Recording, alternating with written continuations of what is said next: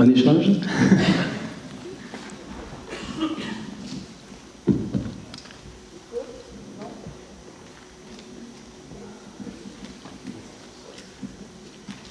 On va faire un pour deux.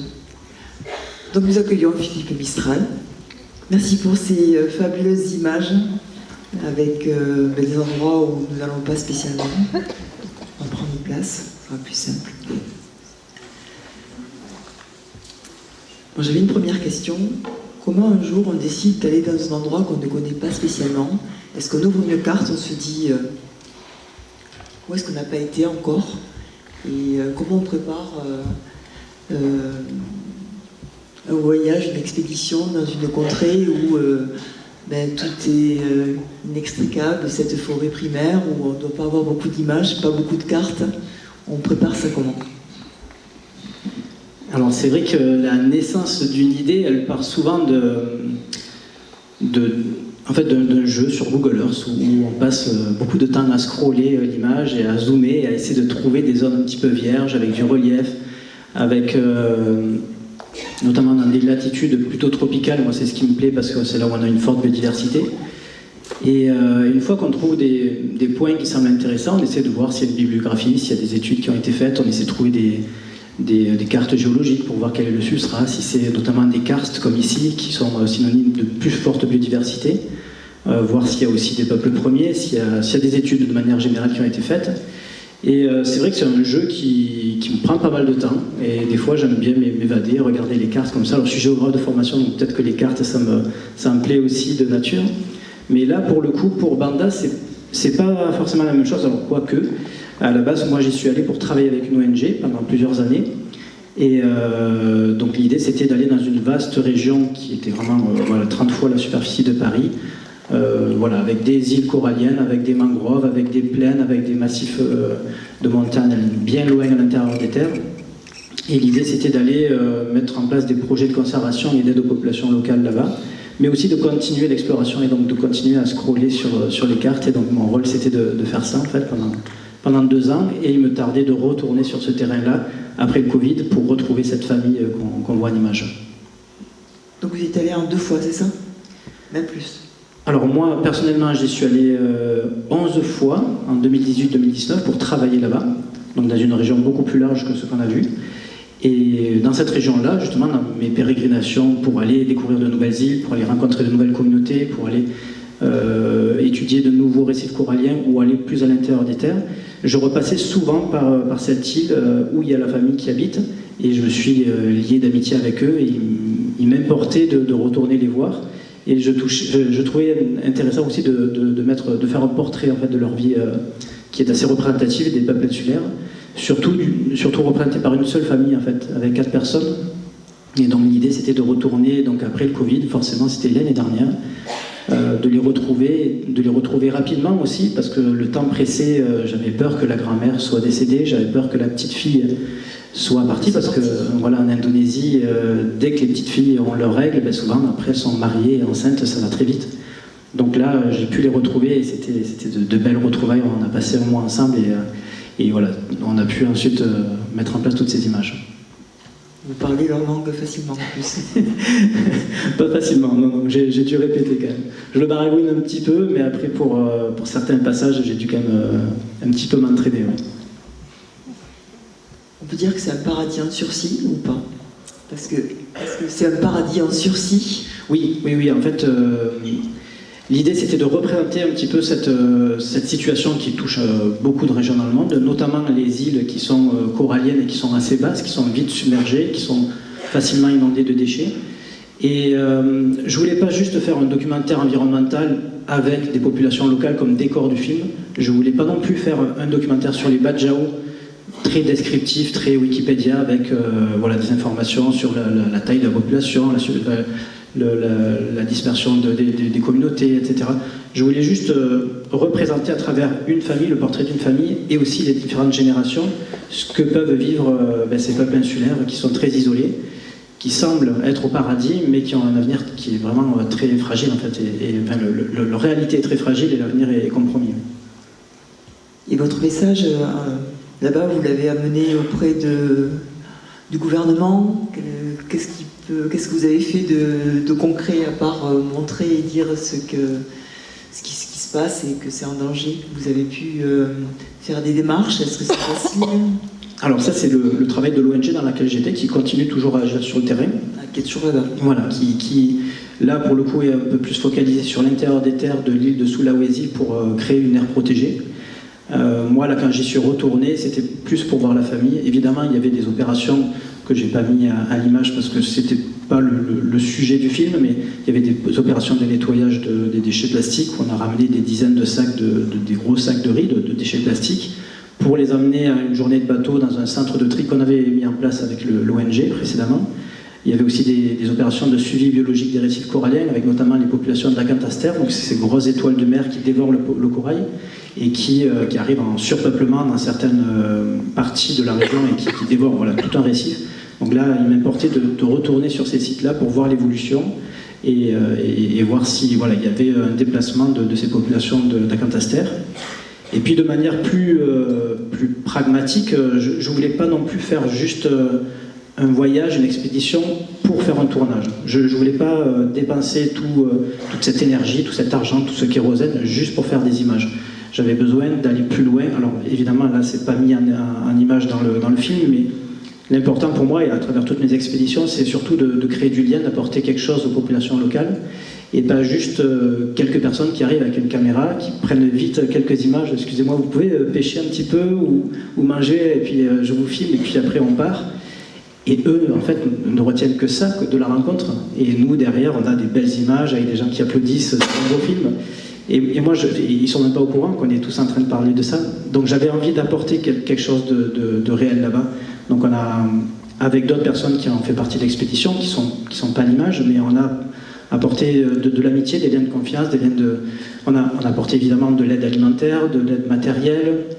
On a réparé aussi leur maison sur pilotis en allant récupérer des poutres et des planches à une journée de bateau parce que c'est très difficile de trouver du matériel, en ramenant ne serait-ce que des clous inoxydables qu'on ne trouve pas là-bas pour réparer les planchers. On a construit un petit abri pour mettre le générateur parce que du coup il était à l'intérieur de la maison, il étouffait avec les gaz d'échappement les enfants. Donc tout ça c'est des actions concrètes que j'insiste d'apporter sur le terrain. Et à côté de ça se greffe l'idée d'un tournage. C'est votre premier film? Oui, alors techniquement c'est un peu délicat, mais c'est le premier qui est sorti. J'en ai fait un qui a commencé un petit peu avant, mais qui est sorti après. Mais toujours dans la même veine en fait. Montrer un milieu naturel très reculé, qui est aussi menacé, et se focaliser sur les peuples premiers qui sont dans ce territoire-là, donc là en l'occurrence c'est en Amazonie. Parce qu'en fait, la progression de ma démarche, en fait, à travers les années, ça a été d'abord un petit peu comme le film qu'on a vu précédemment, un rêve de gosse de faire des explorations, d'aller tenter des aventures, de faire des exploits, d'avoir des sensations fortes. Mais après, il a fallu que je passe à une autre étape, parce que naturellement, on mûrit avec l'âge, et donc là, il y a l'objectif de faire des études scientifiques sur le terrain, qui a pris le dessus, histoire d'avoir une expédition plus utile. Mais après, je me suis rendu compte que les expéditions scientifiques, c'était pas suffisant. C'était bien beau d'aller essayer de chercher la 15e espèce de lézard qui n'avait pas été découverte dans le massif. Il fallait aussi aller plus loin que ça et avoir des objectifs de conservation pour essayer de protéger les 14 autres espèces de lézards, parce que ça, c'est plus important. Et forcément, quand on passe après à cette étape de conservation, on implique nécessairement les populations locales. Et donc là, aujourd'hui, il y a une dimension plutôt sociologique, en fait, et qui me touche beaucoup, parce que forcément, quand on regarde cette démarche logique, on arrive évidemment à l'aide de ces populations locales, et sans faire un film qui donne des leçons de morale ou qui étale un gros programme de conservation, juste porter à la réflexion ce que ça peut apporter, enfin, quels sont les problèmes environnementaux et qu'est-ce que ça peut apporter comme répercussion sur les populations locales.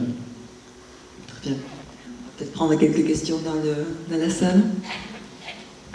J'en vois une ici. Une petite fille qui lève la main.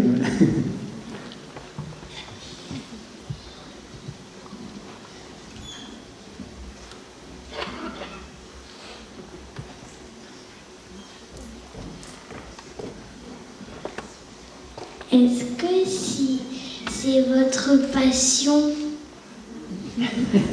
Ah ben oui, absolument. Oui. Et du coup, c'est toujours compliqué parce que la passion, c'est pas forcément un métier non plus. Et j'essaie d'en faire mon métier. Donc du coup, j'essaie de faire un peu moins d'expéditions qu'avant pour avoir aussi une vie un peu personnelle ici en France. Donc c'est un équilibre à trouver. Aujourd'hui, je lève un petit peu le pied, puis aussi pour être un peu en accord avec mes convictions environnementales. Mais oui, pour faire ça, ça implique de faire beaucoup de sacrifices, beaucoup de travail. Donc si on n'est pas passionné, on n'y arrive pas. Ouais. C'est comme être aventurier, c'est un métier aussi. C'est clairement une passion, c'est sûr. Bonsoir. Vous avez une capacité d'apnéiste peu commune quand même. Parce qu'on vous va naviguer sous l'eau pendant de longues minutes. Ça c'est la magie du montage, ça. Mais oui, effectivement, il fallait quand même être à l'aise dans l'eau ne serait-ce que pour faire les observations. Mais honnêtement, j'étais un petit peu déçu parce que j'avais une telle charge de travail à gérer à la fois l'équipe, la logistique, le tournage, qu'en fait, je pense que je me suis un peu crispé de l'oreille et j'avais toujours l'oreille qui bloquait, donc j'arrivais pas à plonger à plus de 5 mètres. Et c'est qu'à la fin, quand tout le tournage était terminé, tout était fini, accompli, que là j'ai pu me détendre inconsciemment et faire des plongées à un peu plus de 20 mètres où là on prend un peu plus de temps et un peu plus de plaisir. Mais sinon, non, on est dans des régions quand même qui sont très isolées, on ne prend pas trop de risques, donc les apnées on ne les pousse pas trop. Après dans le lac, on a quand même quelques zones qui peuvent être potentiellement un peu dangereuses parce que ça crée des cavités, donc il y a même la possibilité de faire de la spéléologie en apnée. Mais là encore une fois, voilà, on fait juste qu'aborder parce que évidemment le risque c'est que on n'a pas de moyens de secours dans ces conditions-là. Donc, qui prend les images sous l'eau? Alors justement, là je voulais vraiment mettre l'accent sur la qualité des images sous-marines, je voulais pas juste faire des GoPro. Et donc c'était le copain de Laura qu'on voyait avec moi dans le film, qui est apnéiste. Alors lui, il est vraiment un très bon apnéiste, il plonge dans les milieux polaires. C'est celui qui était dans le film du Scoresby, voilà, qui plongeait donc au Groenland. Et donc il est venu sur le terrain avec nous pour filmer, mais on a quand même rajouté quelques images additionnelles en GoPro. Mais voilà, donc les images sous-marines c'était Laurent et les images à terre c'était Émilie, donc ma co-réalisatrice. Oui, bonsoir. Tout d'abord, merci pour ce beau film. J'aurais aimé savoir si vous avez tourné la totalité dans les îles Taugian et quelle était l'île sur laquelle il y avait ces mines. Alors, c'était pas du tout les îles Taugian, c'était des tout petits îlots qui n'ont pas vraiment de nom. Alors, il y a une région qui s'appelle le Sambori, c'est un tout petit archipel, mais c'est au large de l'île de Sulawesi. Et les mines qu'on voyait à l'écran étaient sur le Sulawesi. Alors, pour vous faire un schéma assez facile de la mer de Banda, parce que pareil, je ne voulais pas m'étaler sur où était la mer de Banda, perdre du temps sur la description géographique et puis peut-être aussi juste laisser le mystère de partir un peu se perdre dans des mers inconnues. Vous pouvez schématiser en fait sur l'écran, on peut dire que ce rectangle c'est la mer de Banda. À droite de l'écran on a la Papouasie, à gauche on a l'île de Sulawesi et en haut on a les Moluques. Donc voilà, tout ce rectangle là ça forme la mer de Banda. Et d'ailleurs l'image qu'on voit en dessous là, le background dans l'eau c'est aussi la mer de Banda. Merci.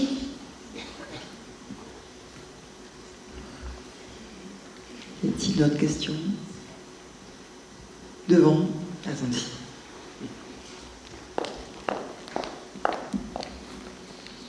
Merci. Où sont les hommes? Bonne question, oui. Ouais. Alors, c'était un cas un peu particulier dans cette famille. C'est vrai qu'il n'y a que des femmes, sauf le petit garçon, Siafat, qui avait 7 ans. En fait, toutes les populations sont regroupées dans le petit village qu'on a vu à l'image, là, qui s'appelle Mbokita. Et très peu de personnes sont éloignées de ce village. Peut-être 2-3 familles, dont celle-ci qu'on a vue. Et je pense, alors, elles ne l'ont jamais vraiment avoué, que cette famille-là était un peu bannie, exclue de la communauté, parce qu'ils sont très musulmans, La mère, donc pas la grand-mère ni la fille, mais la mère, a accouché de 2 enfants sans avoir de mari. Donc je pense qu'elle était mal vue dans la communauté. Donc le père n'est pas resté. Et donc comme elle n'était pas mariée, ben voilà, elle n'avait pas sa place dans la communauté. Et donc ils se sont un petit peu retrouvés isolés. Mais bon, ils vivent très bien. D'ailleurs, aujourd'hui, ils vivent beaucoup mieux qu'avant parce que depuis notre voyage et depuis notre aide et notre soutien financier aussi pendant ce mois qu'on a passé ensemble, elle a pu se payer un mariage parce qu'elle avait un petit copain et donc du coup, maintenant, elle est mariée et donc ça se passe, je pense, beaucoup mieux avec la communauté. Et aussi parce que la grand-mère, je pense, c'est une tête forte, c'est une véritable Badjao qui est assez rebelle par rapport aux autres femmes qui sont beaucoup plus effacées par rapport à cette condition de cette société musulmane en fait où voilà, les femmes n'ont pas beaucoup de place. Elle, au contraire, elle est vraiment de l'autre culture, de l'autre époque où elle ose hausser le ton devant certaines mères qu'on avait fait venir, je me souviens, pour développer des projets de conservation. Donc le maire et un représentant d'une sorte de préfet local était venu sur cette île-là. La mère ne parlait pas, elle était très effacée, très soumise et très docile presque, alors que la grand-mère, elle tapait du poing sur la table, elle disait non mais ça il faut pas, vous allez nous exproprier, etc. Donc voilà, l'un et l'autre, je pense que se sont un petit peu retrouvés isolés. Il y a une autre raison aussi, c'est que c'est la seule île, c'est assez étonnant, où il y a un petit peu de relief plat. Plat, c'est comme ça. Et ça permet de faire quelques cultures. Et c'est les seules cultures de légumes et surtout d'arbres fruitiers qu'on peut trouver dans toute la région. Et donc il fallait qu'il y ait une présence aussi pour gérer ça. Et donc c'était un peu l'héritage de la grand-mère. Donc voilà pourquoi elles vivent isolées juste entre elles, entre femmes. Mais aujourd'hui, il y a un nouveau mari qui rejoint l'île. Et vous, Philippe, quels sont les projets, donc, du coup, prochaine expédition, mais même en limitant l'impact environnemental? Alors, il me tient à cœur de retourner là-bas pour leur montrer le film. Ça, c'est important. Excellent. Déjà, j'ai travaillé sur la traduction avec le sous-titrage en indonésien, mais c'est pas sûr qu'ils aient suffisamment de connexion téléphonique pour regarder sur leur téléphone le film. Donc, voilà, j'ai envie de boucler la boucle et de retourner là-bas. Idem pour le projet que j'ai réalisé en Amazonie, retourner voir une communauté d'Amérindiens là-bas. Et puis après, j'ai un autre projet, alors là, c'est un peu plus simple, c'est pour le coup un peu plus tranquille parce que c'est juste un projet scientifique et une sorte de transecte en Guyane pour relier 2 villages isolés et essayer d'étudier une population de grenouilles qui subit des problèmes de champignons sur la peau. Et donc voilà, là il y a un besoin scientifique et en tant que chef d'expédition, j'amène ma logistique en fait pour proposer aux scientifiques de traverser ce transecte, donc cette ligne entre les 2 villages. Très bien. Je pense que vous remerciez. Merci à tous.